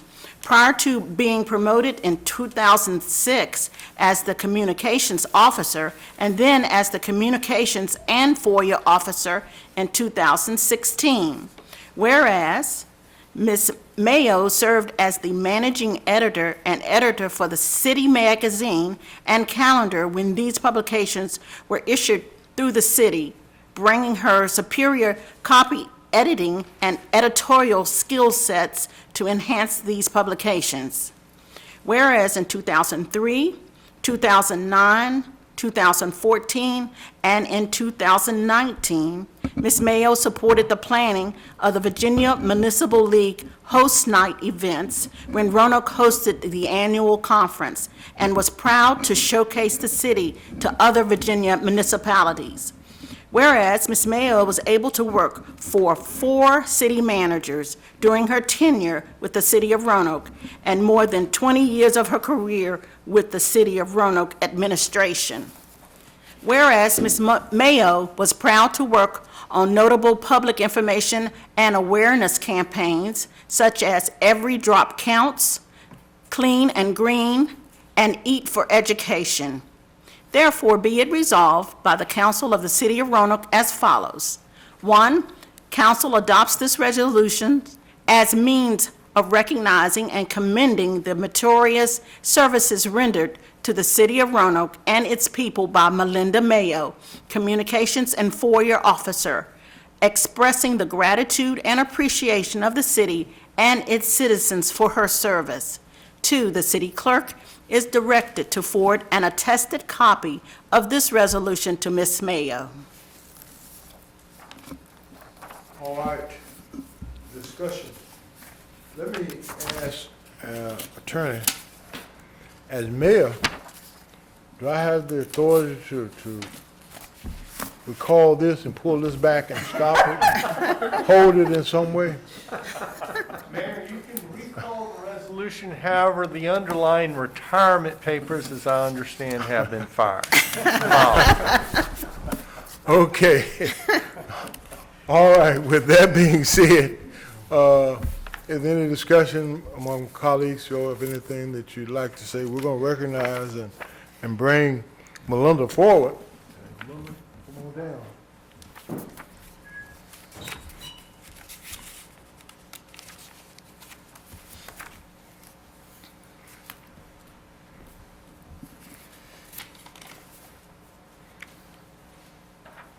It's a sad day.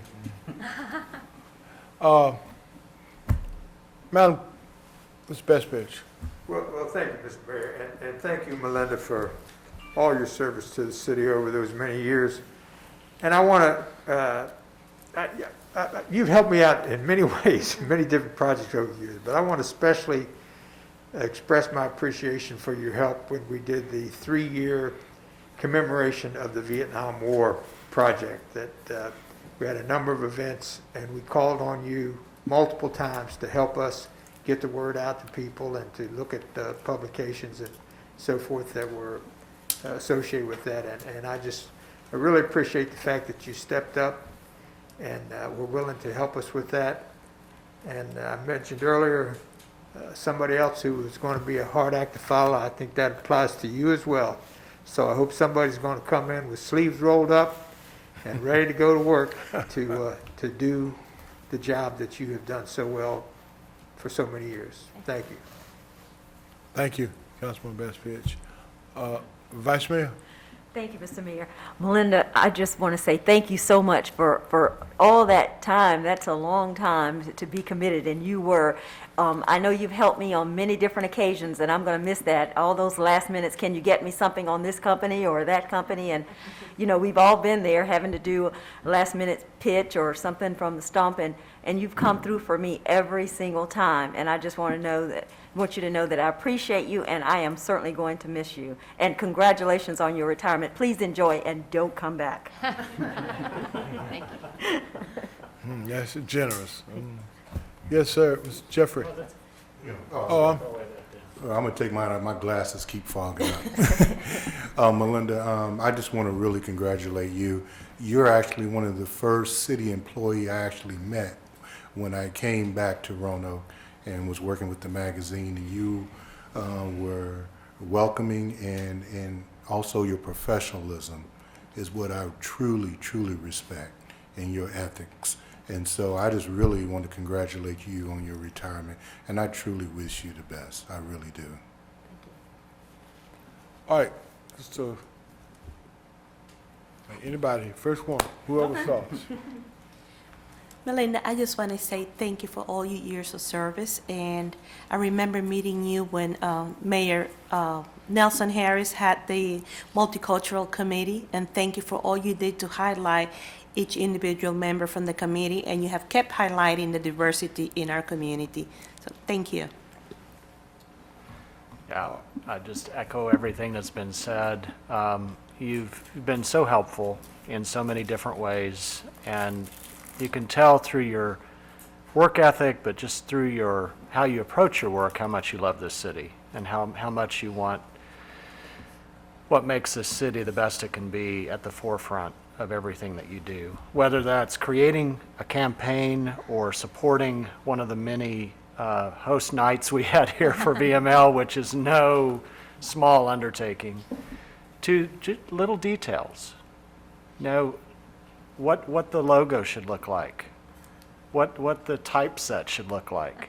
I mean, for people who are idea-oriented, some of those details skip notice, but they're a critical part of what makes the whole function. So thank you for not only having that creative eye, but also that eye to detail, because that's how the magic works. So thank you, Melinda, and congratulations.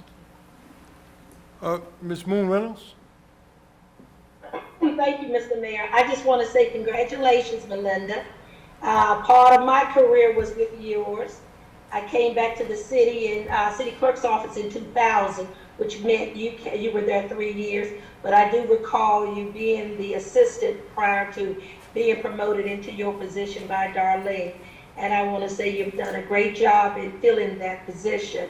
And I did enjoy working with you as clerk, and also having personal conversations with you throughout the years. So again, congratulations and much success. Thank you. All right. Yeah, I'm gonna let you say it. I won't say my piece first, and then I'll let you come. I want to thank you, Melinda. As many of you know, some of you do or not, Melinda was my speechwriter. And I can remember some times that I'd call Melinda and sometimes it fell through the gaps. I said, Melinda, I have to do a welcome. I need to do it in the morning. And I'm not sure who this group is that I'm talking about. I just got the headline that I'm not sure in depth of what it is, but she would, after she'd blow off a little steam with me, and she would go right and get that, and we'd get it done, and I appreciate that, and I appreciate all her work, and sometimes some things that I'd call down, and she'd take her time to do that. I know all the state of the city's addresses. We would be talking, and the one thing I tried to do was to make it feel like it was me, and we'd talk about certain things I wanted to add, certain things that I wanted to change, and we'd have discussions over it, and she was very, very professional, as we said, in her ways and actions in doing that, and I'm appreciative that, gonna miss that, and like Councilman Bestpitch said, we're gonna have whoever's gonna replace you, got a tough road ahead, because you were very, very special in all that you do, and we want to wish you the very best in your retirement, you and your husband, and that you can get out and do some things and enjoy life, because I don't know, sometimes I know personally I've seen that life can be uncertain sometimes, and the time that you spend together is very, very special. Believe me, it's very special. So hope you all enjoy that. Thank you. And with that being said, I want to present to you, to Melinda Mayo, this plaque that has everybody's signatures on it. And it just reads, for 24 years of dedicated and outstanding service to the city of Roanoke, Mayor Sherman P. Lee Sr. and members of Roanoke City Council, December the 20th, 2021. God bless you, and thank you for all that you do, and I present this to you. Thank you. And now you have an opportunity to speak to us. I can't talk with a mask on. I just want to say it's been a privilege for me to work in the city manager's office and for the city of Roanoke all these years. It has enriched my life in ways I could never even begin to count. And I just appreciate so much what local government does for its community, with the hard work of the people, the council, and the employees for the city. It's just so valuable, and it means so much to me. So thank you for the opportunity, is what I wanted to say. Please join me.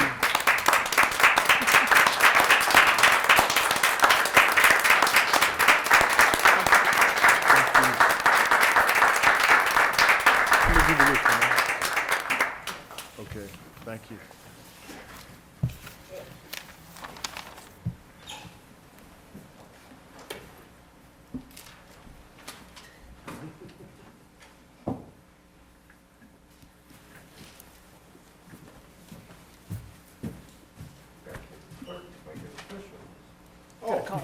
That's right.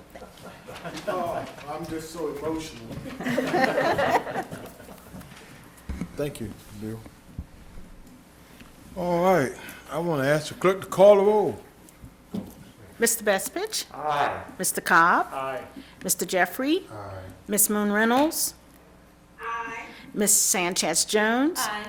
Vice Mayor White Boyd? Aye. And Mayor Lee. Aye, and the resolution passes. Thank you, Melinda.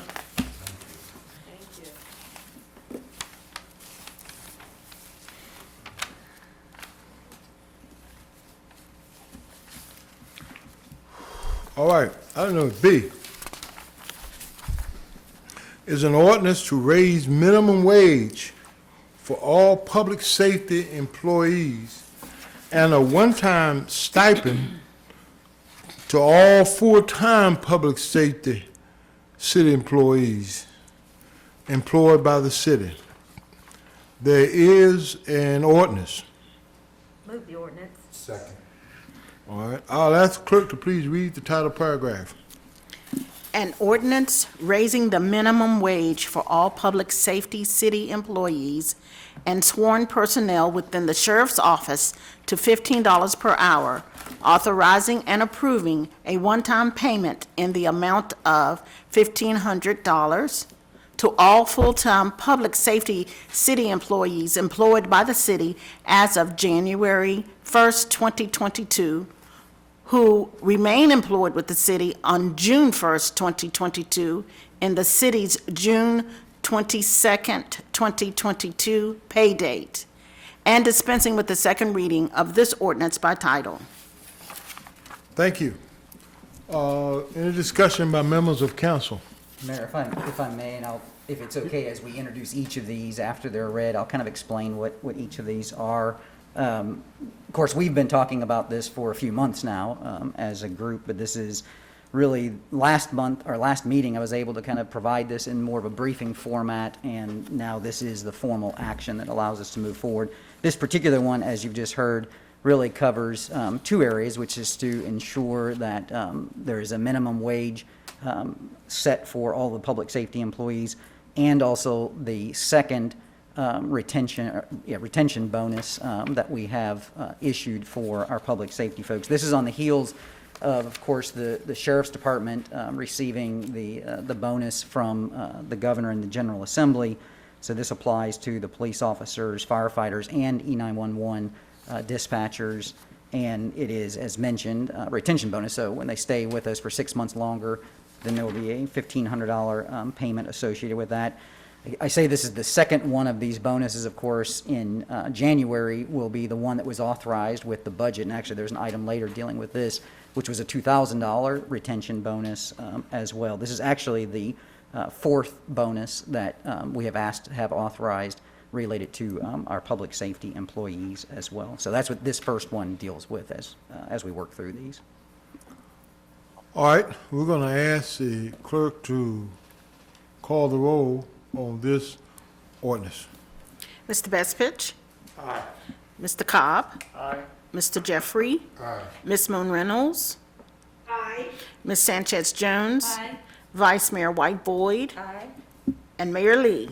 Aye, and the ordinance passes. Thank you. Item C is an ordinance to raise the minimum wage for all non-public safety employees and one-time wage enhancement payment to certain employees employed by the city. There is a ordinance. Move the ordinance. Move the ordinance. All right. Madam Clerk, please read the title paragraph. An ordinance raising the minimum wage for all non-public safety city employees to $15 per hour, authorizing and approving a one-time wage enhancement payment to certain employees earning less than $15 per hour, approving a separate one-time payment to all non-public safety full-time city employees in the amount of $1,000 each, a one-time payment of $500 to all non-public safety part-time city employees who are employed by the city on December 27, 2021, and dispensing with the second reading of this ordinance by title. All right. We'll go ahead and vote on this now. Yeah, and I'll just quickly give an overview of this one as well. So this is, of course, dealing with all the now non-public safety employees. This establishes for the city a new minimum wage, and that will be true whether full-time, part-time, or seasonal or temporary. So from December 27th moving forward, $15 an hour is the new minimum wage in the city. And as mentioned, there is, in this instance, also a $1,000 for full-time, $1,000 bonus for full-time employees, $500 full-time or part-time bonus for the employees moving forward as well. And at the end of all of this, I'll sort of explain why we're able to do this as we move forward. So, thank you. All right. All right, Madam Clerk, call the roll, please. Mr. Bestfitch? Aye. Mr. Cobb? Aye. Mr. Jeffrey? Aye. Ms. Moon Reynolds? Aye. Ms. Sanchez Jones? Aye. Vice Mayor White Boyd? Aye. And Mayor Lee. Aye. And the ordinance passes. Item D is an ordinance to pay 25 police officer recruits a sign-on bonus. There's an ordinance. Move the ordinance. Second. Madam Clerk, please read the title paragraph. An ordinance authorizing the city manager to institute a program to pay 25 police officer recruits a sign-on bonus of up to $5,000 to become police officers with the city's police department, and dispensing with the second reading of this ordinance by title. So All right. in this instance, you all have already previously authorized at my request what I would call a recruitment bonus for existing sworn officers transferring from another agency. That is a bonus that is up to $7,000 for someone relocating. In this instance, these are for folks obviously interested in becoming police officers with the city. The reason for the 25 number is because we currently have 9 recruits that just began the academy. They will be covered under this. And we're anticipating, we're trying to recruit for around 15 folks in the next class, which will take place in March. Obviously, our ability to attract new officers in is significant in terms of our current vacancies and being able to fill those as well. This will effectively, the way this will work is a portion of this bonus will be provided upon graduation from the academy, and the other portion will be provided after a year of service. So that's how it will work as it works its way through as we move through. So we'll start with 25, and hopefully we're wildly successful in those recruitment efforts. And if so, we'll talk about more as we move forward. So, thank you. Thank you. All right, Madam Clerk, call the roll. Mr. Bestfitch? Aye. Mr. Cobb? Aye. Mr. Jeffrey? Aye. Ms. Moon Reynolds? Aye. Ms. Sanchez Jones? Aye. Vice Mayor White Boyd? Aye. And Mayor Lee. Aye. And the ordinance passes.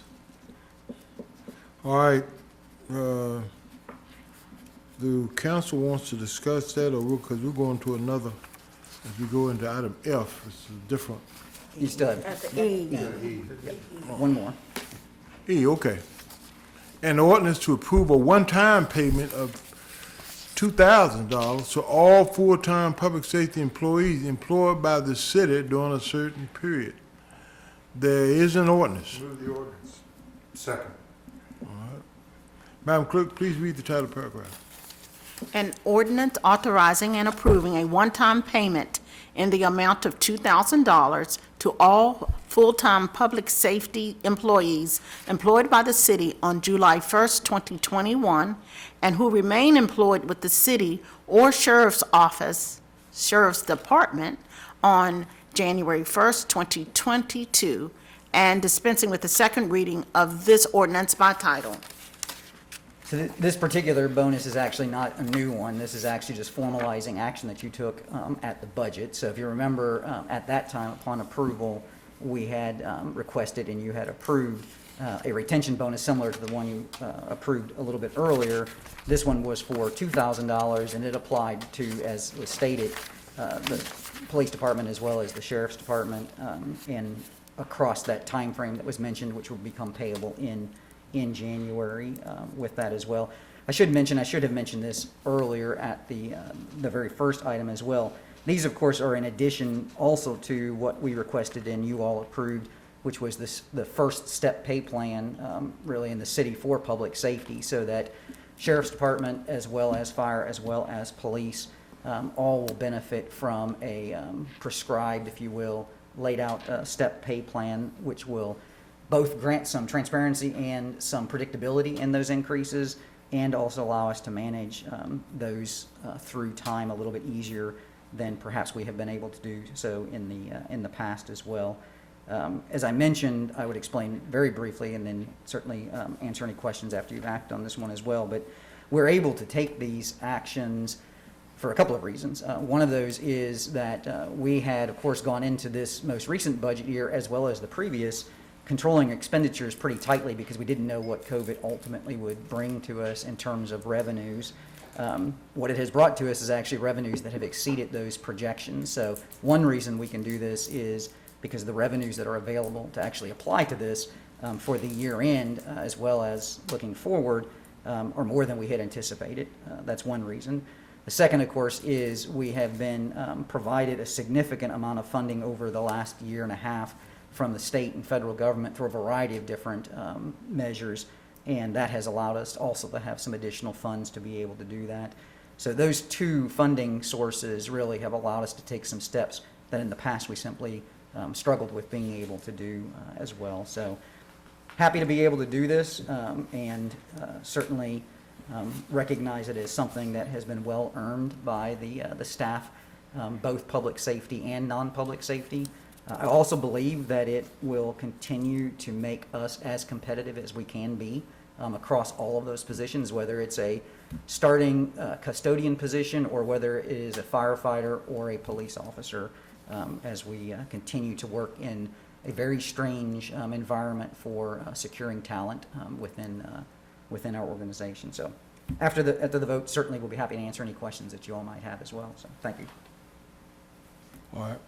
All right, thank you. All right, we're going to have some discussion for members of council before we vote on this. Starting with Mr. Bestbridge. Well, thank you, Mr. Mayor. And you know, I think we all saw quite an extensive article yesterday in the Roanoke Times about the challenges that our police officers are facing right now. And I was very happy to read that the Roanoke City Police Association recognizes that they have the support of our community.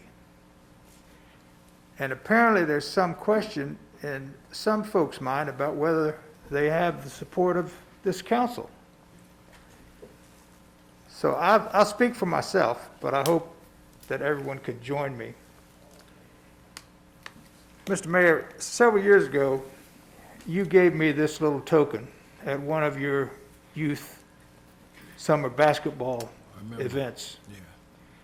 And on one side of the token, it just says RPD, 3 letters, Roanoke Police Department. And on the back, around the outside edge, it says, Navigating the Leadership Challenge, the Leadership Test. In the center, am I doing the right thing at the right time, the right way, and for the right reason? I want every officer in our department to know that if you are doing the right thing at the right time, in the right way, and for the right reason, you have passed the leadership test, and you will certainly have my full support going forward. And again, I say I hope all of my colleagues on council will join me in offering that support. Thank you, sir. Thank you. Well said. Anybody else? Well, we can go right down the line. I'll start off with Councilman Carr. Thank you. I want to thank the Roanoke Police Department and Chief Roman, all of our officers for their incredible work. The last couple years have been challenging, particularly in the area of violence. And I'm not just speaking of gun violence, but of the violence we've experienced just, with the restlessness around the pandemic, the opioid crisis. But I want to thank the department for being such good partners, particularly in the work we've done to reduce gun violence. There's a recognition that the role they play is critical, and our community turns to you all for the work that you do. And they also recognize how critical the role of our community is, and how to reduce violence in any form, we have to be partners together. So I just want to thank the police department for the hard work that you do, the partnership that we share, and the path forward will be made better by that continuing cooperation. So I just want to express my gratitude. Thank you. Anything, Ms. Vice Mayor? Yes, thank you, Mr. Mayor. I will first start by echoing everything that Mr. Bestpitch has said. I will certainly join him in that pledge, and I personally appreciate and really want to recognize all of public safety. During these times, you've had to go through a lot during COVID. You are the epitome of essential worker. You are there and have always been there. So you certainly have my full support, and I'm sure my colleagues will agree. And if there's anything moving forward that you think should have been done that we have not done or that I have not done, please let me know. But I am here to say that you certainly have my full support, and thank you for all you do. Thank you, Mr. Mayor. All right. Mr. Jeffrey? Yeah, and I want to echo everything that council has said, and I do want to thank Chief Roman and the police department for the outstanding work they have been doing, especially during the pandemic, and then also all of our public safety workers during this pandemic. I think it's important that we need to recognize truly the great work they are doing, and I am very appreciative of all the work, and particularly the police department, of the outstanding work they are doing. I know we have our challenges. I know we have things that we need to work on, but I definitely support all the great work that they do, and I believe in a strong police in our community. And so I thank each and one of our officers in our community in their efforts. Thank you. All right, Ms. Vivian Sanchez-Jones. I echo everything that my fellow council members have said, and I also would like to add that I understand and I appreciate all the hard work that you have done, even with all these long hours, covering for all the officers that are not employed at the time. So I just thank you for going above and beyond, and if you need anything, please let me know, and have a Merry Christmas. All right, Ms. Moon Reynolds. I got you. Oh, thank you, Mr. Mayor. I appreciate that. And I too want to join with my colleagues in the place that Mr. Bestpitch put forward of our true support as a council as a whole of the police department. And I also want to say that I do support Chief Roman, who's only been on the job, a year and a half. And I think he's done an awesome job with the department, all things considering. And I also want to just state my support for the patrol unit, the division under Lieutenant Jennifer Boswell. They are trying to do the best they can, and I just encourage the public to just give a little grace, just show some grace. Thank you. All right, thank you. Let me just finalize this by just saying that we have always been supportive of our police here in this city, always. And as I told some parts of the media earlier, last week, that even when you look around the country and the unrest that has been going on in the terms of defunding police or not caring about police, that's never been said or exhibited here in this city. And I'm appreciative of the work that was done in this city. We didn't have the riots and the things that went on in other cities. And I think a lot of that has to do with the leadership that we have at our police department. And as I mentioned, and this council has mentioned their support for Chief Romans, and I think that's in part due to his approach to those issues. But I want to also thank our city administration and city manager's office for putting forth and bringing and recommending to us these pay changes. I think it's making a difference. I think it's a way, one way, other ways, but one way we can let our employees know that we appreciate them. So thank them for having the boldness to do that. Thank you. I want to thank this council for unanimously saying we want to do it, voting as we have voted on this to do it, to send that message out there that we're in for support, and we want to do what we can to support our public safety employees. That's so important. So thank you, colleagues here on the council, as we go forward and continue to make this city a place where people want to live, work, and play. And so we put our money there where our mouth is, and so thank you for that action that we've done today. All right, with that being said, I'll ask Madam Clerk to please call the roll. Mr. Bestfitch? Aye. Mr. Cobb? Aye. Mr. Jeffrey? Aye. Ms. Moon Reynolds? Aye. Ms. Sanchez Jones? Aye. Vice Mayor White Boyd? Aye. Mayor Lee? Aye, and the ordinance passes. Thank you all. All right, we're going to F now. Madam Clerk, are we on F? Yes, sir. Okay. There's an ordinance authorizing the city of Roanoke to participate in a firearm buyback program with the Virginia Harm Reduction Coalition. There's an ordinance. Move the ordinance. Second. Madam Clerk, please read the title paragraph.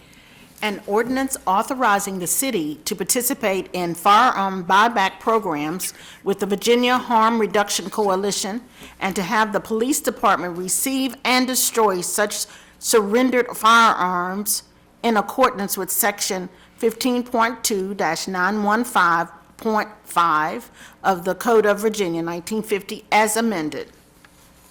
All right, is there any discussion among members of council? Mr. Carr. Yeah, thank you, Mayor Lee. As many of you know, as part of our series of mini grants through the community last summer, one of those grants was toward a Groceries Not Guns buyback event that took place in late summer and was very successful. And this collaboration with the Harm Reduction Coalition, NAACP, and numerous grocery stores in the community wants to build on that success. So this ordinance really gives the opportunity for that to happen in the coming year. I think the goal is to have 2 of these a year, one in the spring and one in the fall. So this ordinance is a mechanism for us to be able to do that. All right, any other discussion? Vice Mayor? Mayor, I just have a question.